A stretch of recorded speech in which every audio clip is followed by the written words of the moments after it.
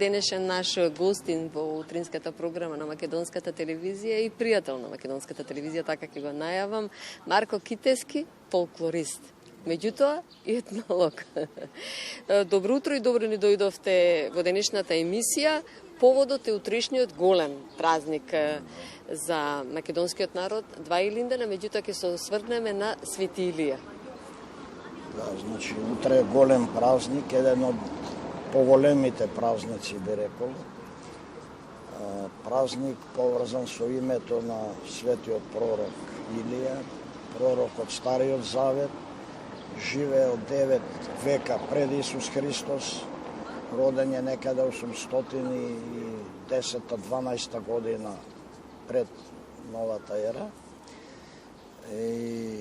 Но сепак во свеста на македонскиот народ, кога ќе се спомне Илинден, се мисли на Илинденското востание, славното востание, што оставило длабоки траги во меморијата на македонскиот народ. Сепак најпрви нешто да кажеме за светиот пророк Илија и да им честитаме на сите што утре го празнуваат овај ден, имен ден, и тие што празнуваат имен ден, и тие што празнуваат слава, и на сите, на целиот македонски народ, бидејќи овај празник на вистина е на целиот народ. Има некој обичај за Свети Илија кај македонскиот народ? Обичај нема толку колку што има верувања. Има верувања, ако е времето такво, ќе биде такво, ако грми, оревите ќе бидат шупливи и така натаму. Но Свети Илија има многу елементи, многу атрибути пренесено, добиено од врховното словенско божество Перун. И затоа сега се верува дека тој располага со летните грмотевици, со летните дождови, со небесните појави. Се верува дека кога грми, кога е облачно, кога има провала, кога светка и громови удираат, дека Свети Илија ја брка ламјата по небото, дека таа доаѓа да го пие житото. Значи, кога житото... Таква е иконата. Да, кога житото ќе беше така не убаво, слабо, ќе рече го испила ламјата.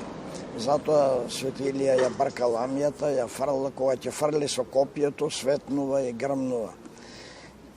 Сега, значи, тоа се елементи пренесени од старото словенско божество Перун. Но овај светец, според неговото житие, светиот пророк Илија, уште кога се родил, имало најави дека тој ќе биде голем човек. Свештениците виделе околу него ангели кои што го хранеле со оган и го повивале со оган, и тие предскажале дека се работи за човек Господов кој ќе биде заштитен од Господа. Свети Илија му предскажувал на тогашниот цар Ахав, кој со царицата Језавела многу го малтретирале народот, го терале да се моли на идолските богови, на богот Вал и на другите. Свети Илија му предскажал дека ќе биде казнет, дека кучиња ќе му ја лижат крвта, а ќе ја изедат царицата, што се и исполнило. Пред тоа бил протеран во пустината, каде што Господ ги праќал гавраните да му носат храна, но Свети Господ ги казнил луѓето затоа што се оддалечиле од Господа и ги прифатиле идолските богови. 3 години дожд не врнело, испукала земјата, изумрела стоката и луѓето, но по молитвата на Свети Илија паднал спасоносниот дожд. Тоа се пее и во народните песни македонски, и во македонските народни преданија. Значи се работи за еден светец од христијанската вера, кој што е многу почитуван и има значајно место. Интересна е приказната секако.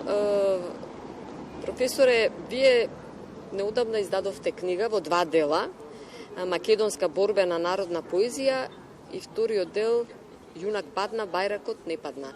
во два дела рековме, меѓутоа да кажеме дека оваа книга токму е посветена 120 години од Илинденското востание, загинувањето на Гоце Делчев и 130 годишнината од основањето на ВМРО. Навистина морам да кажам дека ова е едно импозантно дело, има многу текстови, песни што ќе останат за навек, како велиме ние новинарите. Ајде малку да ни објасните и за првиот и за вториот дел на книгата. Значи, вака книгава е трета книга или трет том од моите одбрани дела, што ги објавувам изминативе години. Прво беше македонскиот црковно-народен календар, втората книга беше народна лирика, македонска, и ова е третата книга. Книгава е финансирана од Министерството за култура, кое што најпрви ни ја одби, но потоа на жалбата ја прифати и ја финансираше и така остана оваа книга. Во првата книга или првиот дел тука објавени се студии за македонската борбена народна песна. Под борбена песна се подразбираат и илинденските песни, но и јуначките, и ајдутските песни, и песните за балканските војни, и партизанските песни. Значи, тука има студии за Марко Крале, за Дедо Ило Малешевски, за Кузман Капидан, но поголемиот дел, односно, има песни за балканските, мислам, студии за балканските војни, кои што песните за балканските војни се една специфична творба кај нас, бидејќи балканските војни не ги водел македонскиот народ, нема у народот инспирација да пее за нив, тие му донесле само трагедии и народот не пеел. Има малку песни кои што сепак опева некои трагедии за гинување на юнаците. Но вториот дел или втората книга тука е антологија Јунак панна, бајракот не панна, се мисли на континуитетот на револуционерната борба. Илинденците загинале, меѓутоа се јавиле нови илинденци, што создале држава на 2 август 1944 година. Значи, тој континуитет на револуционерната мисла и акција на македонскиот народ е опеан во народните песни. Колку песни има, професоре, тука? Тука има околу 250 песни. Јас ги одбирав оние што се најубави. Настојував да има од сите делови на Македонија, на етничка Македонија. Потоа настојував да бидат песни за оние најпознатите јунаци и да бидат најубавите песни, бидејќи има многу песни, сепак се одлучив за овие песни. Иако овие песни пеат за Илинденското востание, кое што беше во крв задушено, иако пеат за загинувањето, за големи трагедии, за битката на Мечкин камен, за загинувањето на Јордан Пиперката, за епопејата на Ножот, во Рашанец и така натаму, каде што загинале огромен број луѓе. Сепак ова песна не е песна на песимизмот, на очајот, тоа е песна на оптимизмот, на надежта. Секаде се вели ќе настанат рожбите му, па ќе носат пушките му, па ќе носат сабјата му и така натаму, или Турунџе од бесилката порачал, ако мене е обесат, нека се живи, браќа ми поарни ќе се од мене. Народот секогаш верувал дека има надеж и има нови сили за подвиг.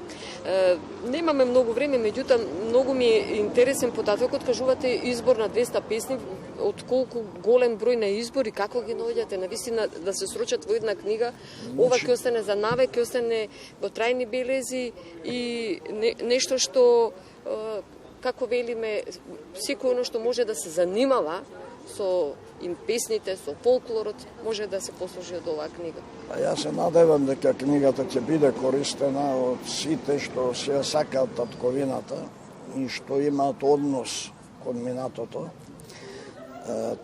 Тоа се песни одбирани од сите досега објавени збирки, списанија, весници, пригодни публикации.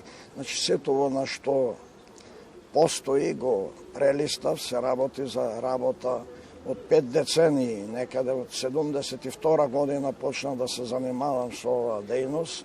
со истражување на песните, од тогаш ги одбирам овие песни што ќе ми остават впечаток и така, еве сега беше поводот и навистина ќе ми беше така една непријатна состојба ако не ја објавев ова антологија во годините кога се од годината кога се одбележува 130 години од Илијин. Навистина поводот е одличен. Ќе има четврта книга или не сосема нешто друго ќе се занимават?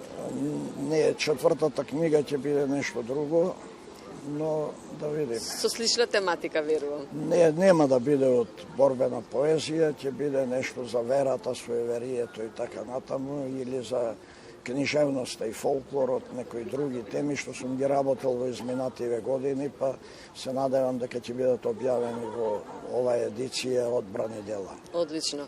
Професор, уште еднаш ќе ви се заблагодарам за учеството во утринската програма.